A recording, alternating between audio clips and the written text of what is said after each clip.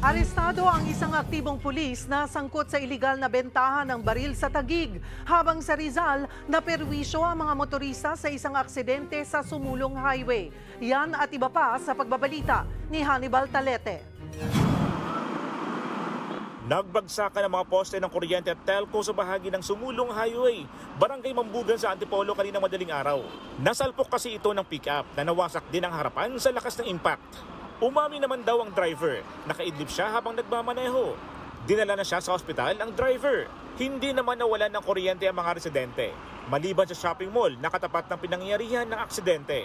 Naperwisyo rin ang mga motorista matapos na isara ang daan. Pasado alas 6 na ng umaga nang muling buksan ang dalawang lanes ng kalsada. Arestado ang driver at konduktor ng bus carousel na ito sa PITX. Isinumbong kasi sila ng isang concerned citizen matapos na makitang gumagamit umano ng illegal na droga.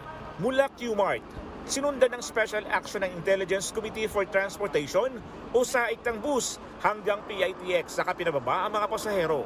Nang inspeksyonin, naabutang nakakalat pa ang paraphernalia at mga droga sa upuan sa likuran. Napag-alamang magkapatid pala ang mga suspect. Pero itinanggi nilang nakagamit sila ng droga. Tulog nga ako dun sa likod, tapos nadadag na tuloy. Hindi po sa amin yun, sir. Wala pa talaga kaming alam niyan, sir.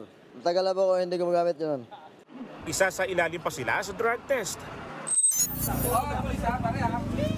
Dinakip sa by-bust operation ng dalawang lalaki at isang babae sa Cebu, Taguig City nitong Martes. Ate, diyan ka lang.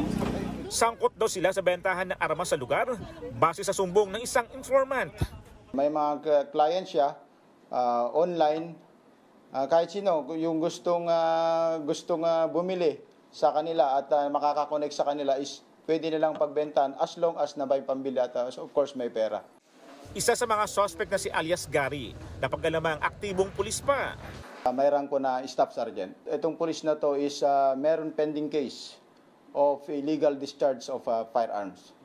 Nasabat sa kanila ang kargadong M16 rifle at isang 9mm pistol na may logo pa ng Armed Forces of the Philippines. Nakuha kay alias Gary ang isa pang 9mm pistol. Na-recover din ang ginamit na budol money at PNP ID ni alias Gary. Sir, nagbebenta daw po kayo ng mga baril. Totoo po ba yun? Ako si Hannibal Talete para sa 1PH.